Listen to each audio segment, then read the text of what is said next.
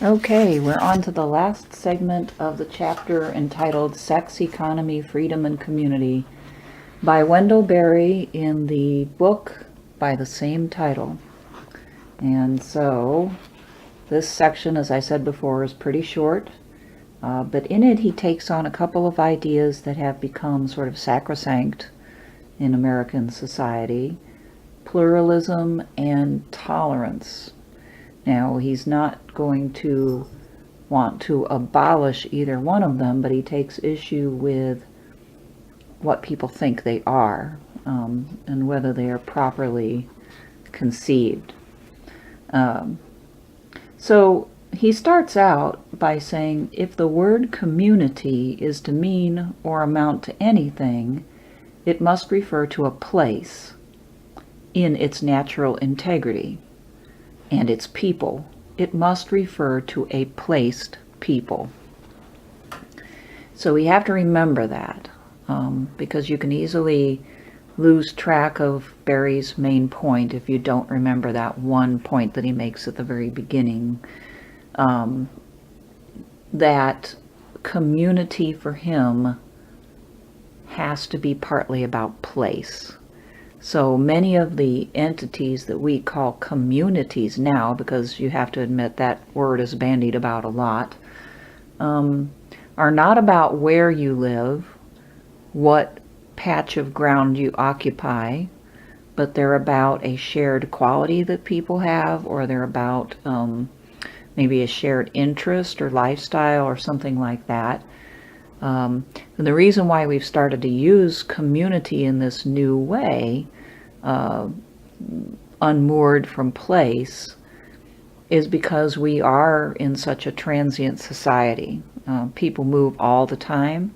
They tend to move for economic reasons. In fact, families often are split up. Certainly extended families are split up, but even nuclear families are split up.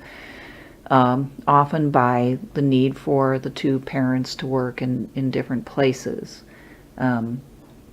So we are so transient, so mobile, that we have probably forgotten the connection between community and place. So Berry's statement here is a real challenging one for us to wrap our heads around.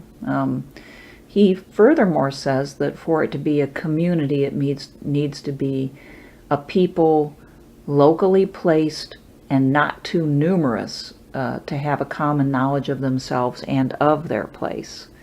So that kind of rules out really big cities, where you can live in a place of, let's say even 150,000 or more, without ever meeting most of your fellow citizens, right? He kind of goes along the lines here of Jeffersonian agrarian democracy, the ideal of the small communities, and the ideal of citizenship being in such communities all about citizens knowing each other and knowing their positions and working together and deliberating together about the common good. So anyway, so then he moves in on the concept of pluralism and how we actually use it today. He says that it is used in a fashionable, superficial and virtually worthless way. There's a lot of talk about pluralism, he says, but it is mostly fashionable, superficial, and worthless. Pretty strong words there. He says it does not foresee or advocate a plurality of settled communities, but is only a sort of indifferent charity towards a plurality of aggrieved groups and individuals. It attempts to deal liberally, that is, by the superficial courtesies of tolerance and egalitarianism, with a confusion of claims. So there he is commenting on our typical use of the term communities, and he's saying that it's very superficial, it doesn't really mean very much, And it's usually a sort of charitable nod towards groups and individuals that we want to pay some respect to, but it doesn't really go any further than that. The courtesies, he puts it as the superficial courtesies of tolerance and egalitarianism, are tied up with our use of communities, because when we call a particular group a community, we are giving it a certain status within the system of pluralism that we envision, where various communities can coexist and basically use the system to address their needs, within the democratic system. But do we really have respect, and are we really equal, and do we really know each other, etc.? And those are the kind of questions that Wendell Berry is always asking. So he thinks that we don't really know, because we haven't experienced true community. He says the social and cultural pluralism that some now see as a goal is a public of destroyed communities. He's talking about what we've already kind of covered, that the economy has largely destroyed real communities in Wendell Berry's view, by making people so transient, by making people center their lives around jobs that can uproot them, that can fragment them, that pull them away from home for long amounts of time, where they basically just sleep in a community, so to speak, in their neighborhood and go right back to work. And so he further says the modern industrial urban centers are, quote, pluralistic, end quote, because they are full of refugees from destroyed communities and destroyed community economies, disintegrated local cultures, and ruined local ecosystems. Now, I might just stop here and really hammer home this idea of the local for him and the connection between this and community. If you are mainly living in and supplied by local people, local community and goods that are grown and made locally, then the culture that develops in a particular place is centered around the things that are made and can be done in that place. So this is how the cuisines of old came about. For instance, in Italy you have a variety of cuisines depending on where you go, and those cuisines have to do with what's caught. For instance, if you're near the coast, which in Italy you most likely are, what fish can be caught, what plants can actually grow and be healthy. And if you stick with that, I mean, again, kind of hard to imagine because we can get almost anything at the grocery store, but let's say that the grocery store goes away and all you've got is your local farmer and butcher, etc. Suddenly you have to figure out how to cook things that are actually there, and cook them in a gazillion different ways, and cook them well so that everybody enjoys them. That's what a cuisine, that's the milieu from which a cuisine is born. That's why in America it's kind of hard to say we even have a cuisine. In certain areas we do, and those areas tend to be in places where people basically, where the economy didn't develop as rapidly and where they did have to kind of make do with what was available. For instance, in the South, especially the Deep South, and especially among African Americans who had to develop a unique cuisine out of necessity. But you go into and sort of any urban center these days, and you get a plurality of different types of foods in the grocery stores and in the variety of restaurants, but what's the cuisine?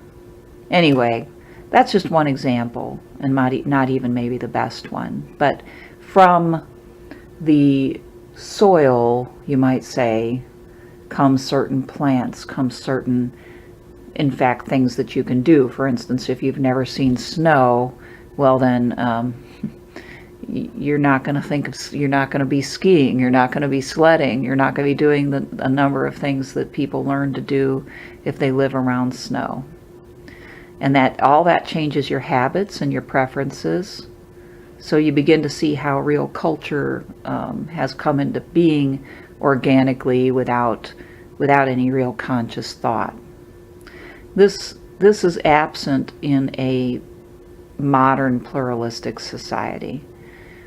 He says the pluralists who see this state of affairs as some sort of improvement or as the beginning of a, quote, global culture, end quote, are being historically perverse, as well as politically naive.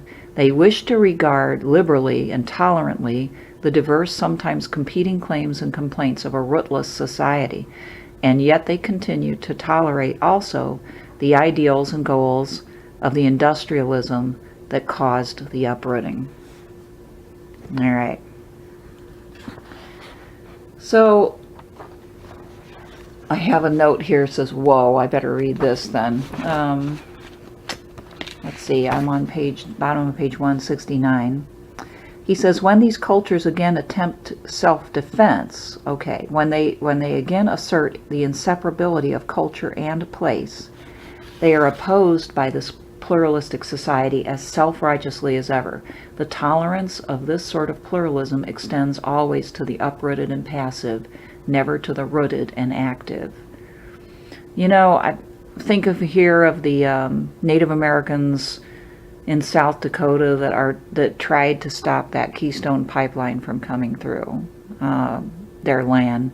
Regardless of what you think about that, I mean, just think about the fact that, these people, they did have this notion that this was their land in a country that claims to respect property rights. And if that's not their property, I don't know what is. I'm sure there's some treaty that says it's theirs.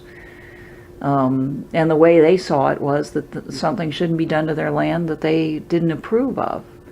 And yet it went through. So I think that's a fairly dramatic example of the lack of tolerance when it comes to people who see their identity as rooted in their land.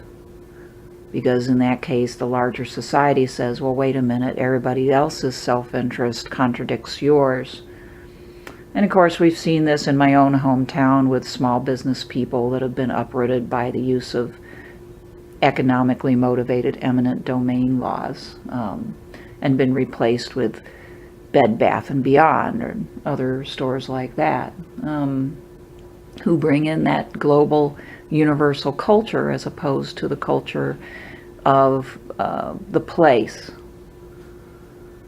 All right, so now he goes into, the politics of pluralism, and he gets onto something here that probably will irritate a number of people. But I'll just kind of preface it by saying that his overall point is not that women and minorities of various kinds shouldn't have their rights and empowerment, but rather that we kind of are fooled into thinking more about that issue than the rights and empowerment of people generally against the alliance, I guess you might say, between big business and government. So in a way, these are sub-issues of a larger problem that I guess probably, we aren't supposed to think about. Okay, so that's the preface. So anyway, he says they have separately asked us, these pluralists have asked us to stop exploiting racial minorities or women or nature, and they have been separately right to do so, but they have not separately or together come to the realization that we live in a society that exploits first everything that is not ourselves and then inevitably ourselves.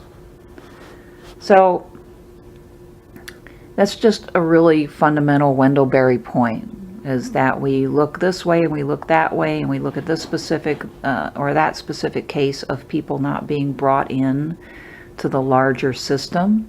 For instance, with the women's movement, the idea generally was, and I think is largely, for women to have the same rights as men, for women to be able to do the same things as men, without perhaps thinking about whether what men are doing and what men have a right to do is really what society ought to be doing or endorsing. Sorry, my cat's out of control. You can hear it. You can hear this mess. There we go. So, I mean, that's a question we don't ask ourselves, right? As a woman, most of my adult life was spent pursuing dreams that were given to me by men, and men who welcomed me into my profession and wanted me to do my best. And I adopted the sort of masculine position, you might say, about success in my field. And I didn't really ever think about until much more recently whether the goals were goals that I really ought to be pursuing, whether the definition of success given to me by men was the right definition. And I don't think the men had thought of it either. In other words, they hadn't thought about their role in the overall system and whether the system was really good for them or whether it was really good for the world, whether what they were producing was truly the best thing for themselves and other people. Anyway, we often have blinders on, is what I'm saying. And when we focus on the rights of particular people, for or against, we're divided, which is always convenient for other interests that want people to be divided, so they don't focus upon them, right?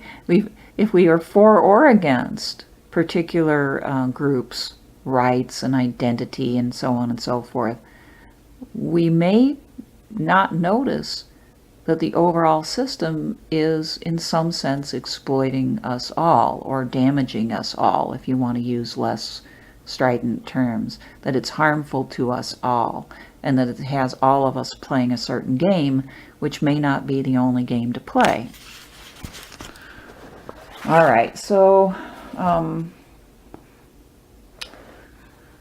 conversely, Wendell Berry says, if people wish to be free, then they must preserve the culture that makes for political freedom, and they must preserve the health of the world.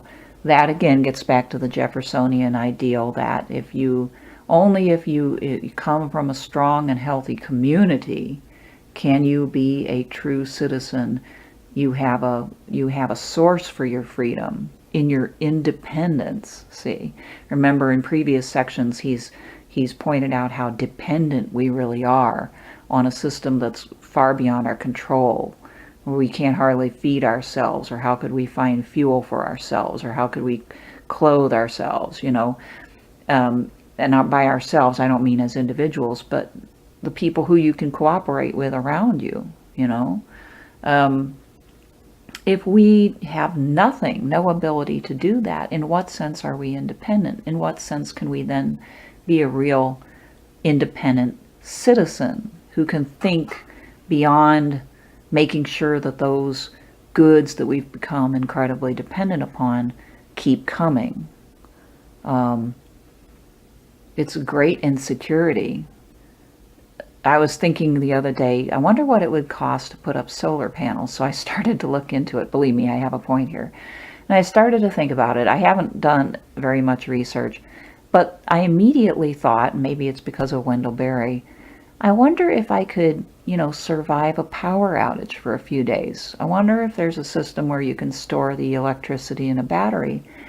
Well, I'm sure there is. I don't know if I can do it or not yet, but until I thought about that and read Wendell Berry, I don't know if I would have thought that way exactly. And when people lose power, especially in major cities, I mean, people die, for instance, of heat exhaustion in the summer, or people die because folks start to get violent, and because they're so insecure due to the feeling of vulnerability, not knowing if stuff starts to rot, or if stuff if stuff can't be hauled in, are they going to be able to get what they need?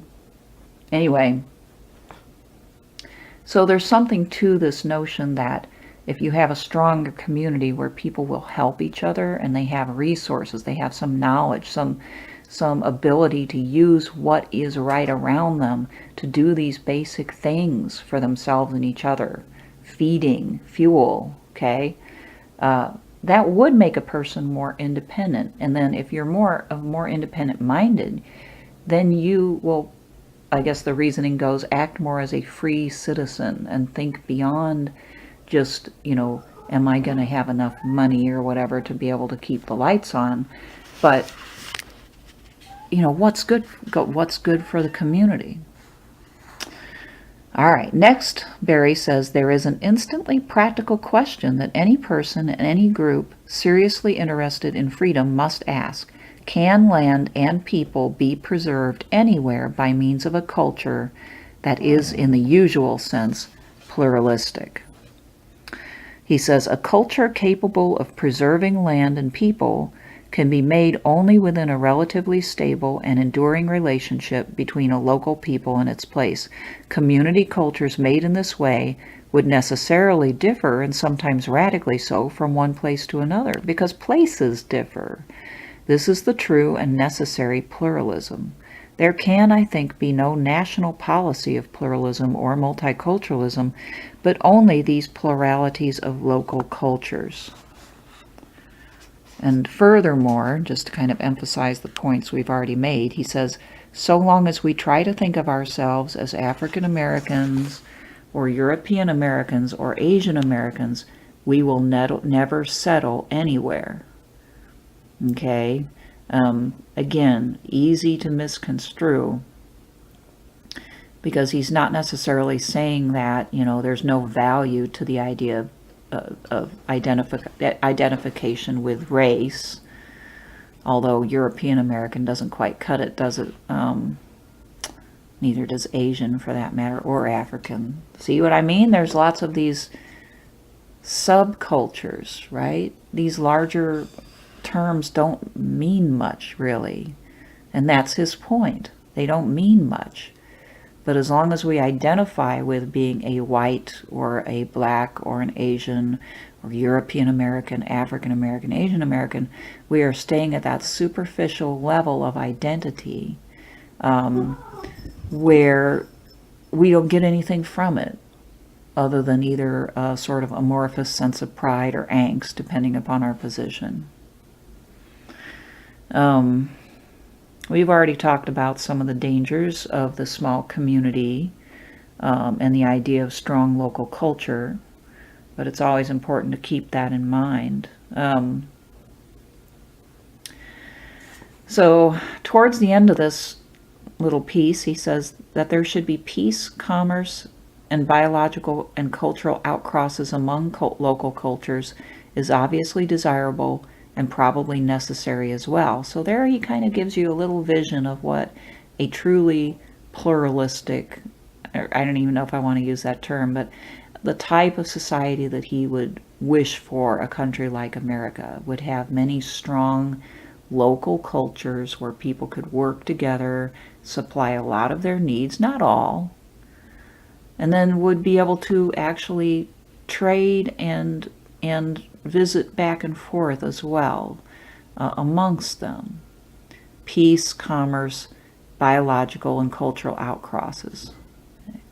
So he's not saying they must sort of hole up and be exclusive. There would be, at least he would desire that there be cross-cultural interaction,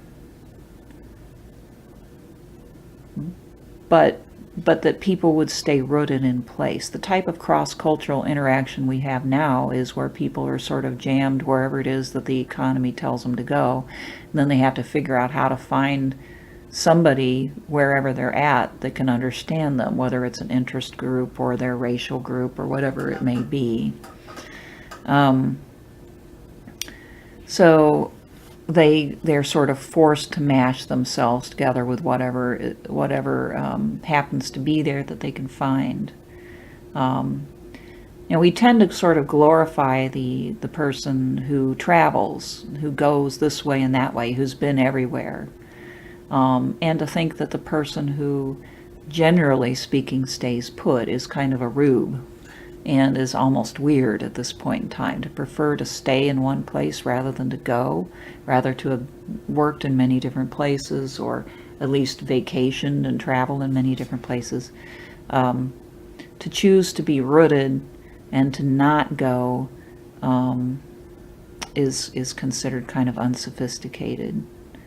But I think what Berry is saying is that if you aren't willing to be rooted, you'll never get past the superficial. If you're not willing to get rooted, you'll never experience true community. If you're not willing to get rooted, you can never live within a culture. And these are the human things. When you travel everywhere, especially for a job or to get to the next job, you are, generally speaking, unless you're doing it entirely for pleasure anyway, foregoing community and culture, and you have become a part of the economy, a sort of element within the economy to be utilized by the economy. And you can't be a full human being, he would say, sort of echoing Aristotle here a little bit. You can't be a full individual, a human being, if you aren't a social being in a true way. And this requires rootedness. That doesn't mean that you're never going to move in your entire life, but that to strive for settling. There's another book Wendell Berry wrote, The Unsettling of America, right? Because everybody's unsettled at this point. In the process of settling America, European Americans unsettled it. And so almost everybody is unsettled at this point, and consequently somewhat uncivilized. But a true citizen, according to Aristotle, is someone who knows his fellow citizens and who understands the needs of the place and the people. So I think Wendell Berry's channeling good old Aristotle a little bit here. So as far as this notion, these notions of equality and tolerance, he tackles them at the end. He says the idea of equality is a good one, so long as it means equality before the law. Beyond that, the idea becomes squishy and sentimental because of manifest inequalities of all kinds. It makes no sense, for example, to equate equality with freedom. The two concepts must be joined precisely and within strict limits if their association is to make sense at all. Equality in certain circumstances is anything but free. If we have equality and nothing else, no compassion, no magnanimity, no courtesy, no sense of mutual obligation and dependence, no imagination, then power and wealth will have their way and brutality will rule. A general and indiscriminate egalitarianism is a free market culture, which, like free market economies, tends towards a general and destructive uniformity. Let me try to unpack that a little bit. First of all, he's saying that other than equality before the law, which is, for instance, we should be treated equally by the police, for instance, we should be treated equally before the court. It shouldn't matter whether we're men or women, or white or Hispanic or black or whatever it may be. But when you carry egalitarianism into everything, then you treat people who are unequal as equals in a sort of brutalizing way. So, for instance, the smallest person will be put to the same standards as the largest person in basic training. Or, there will be no consideration for women with small children or women who are pregnant vis-a-vis men who are not, when it comes to who will be assigned the parking spaces in the parking garage or whatever it may be. In other words, there's ways in which egalitarianism, or this demand for total equality, masks inequality that can't be overcome, and you can't have a kind and decent society if you don't recognize that some people are not as capable of something as others, and therefore there needs to be accommodations. Another example that springs to mind, recently in the local paper, somebody wrote in arguing that in his church all people should dress up. He didn't like it, the fact that most people don't dress up anymore. Well, I got to thinking about that. Some people can't dress up. And if most people in the church do dress up, then the folks who don't have enough, they're going to stand out. And they're going to stand out in a, well, it's going to point them out as people who are too poor to dress up. So this idea that we must all be the same, or we must all hit the same standards, oftentimes disadvantages the poor. Anyway, maybe that wasn't that great of an example, but it came to mind. We can use equality as a hammer, and we can use equality as a way to disengage ourselves from the needs of other people, to not know them, to not feel them. But that's not what a community should be about. All right. And finally, the last quote I wanted to feature here was, he said, if I merely tolerate my neighbors on the assumption that all of us are equal, that means that I can take no interest in the question of which ones of us are right and which ones are wrong. It means that I'm denying the community the use of my intelligence and judgment. It means that I am not prepared to defer to those whose abilities are superior to mine, or to help those whose condition is worse. It means that I can be as self-centered as I please. Well, that helps, hopefully, you to understand his objection to these ideas of, these sort of squishy ideas of equality and toleration, okay? Basically, he's talking there about the inequality of intelligence.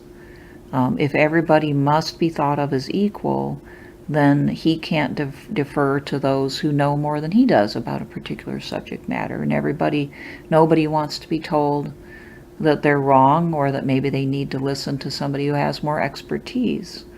And certainly there's a lot of that going on in American society, right? Our egalitarianism makes it hard for us to elect people who are obviously better schooled and more intelligent than most of us.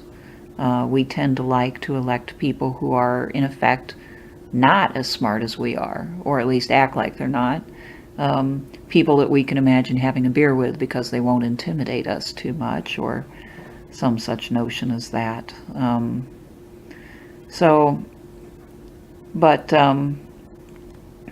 he says also, conversely, he says, if I can hide behind the mask of equality and say, well, everybody is just as smart and capable as everybody else, they're just not trying as hard as I am, then I don't have an obligation to help those other people who may not be able to figure out a particular thing that I know about, okay?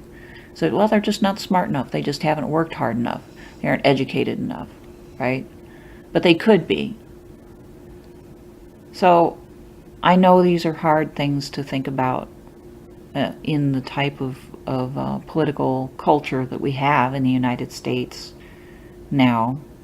And we can run the risk of being offensive, and certainly Wendell Berry does. And I think a lot of people read something like that and are like, that's a bridge too far, right? But I'd encourage you to think about that a bit, about, how equality can be used like a hammer to hammer other people upside the head who really are at a disadvantage, and it's not a disadvantage that they can correct or not easily correct because of either some biological factors such as gender, which tends to make people unequal in strength, or intelligence, which past a certain point is not something that one can change. Poverty, easier said than done to get out of poverty, especially if your family has been living in poverty for generations. The idea that, well, we're all equal, you should just be able to figure it out and end up being like me, the businessman, really is a sort of, it's a sort of brutal hammer that you can whack somebody upside the head with who's at a severe disadvantage to yourself. So I hope you can kind of just stew on that.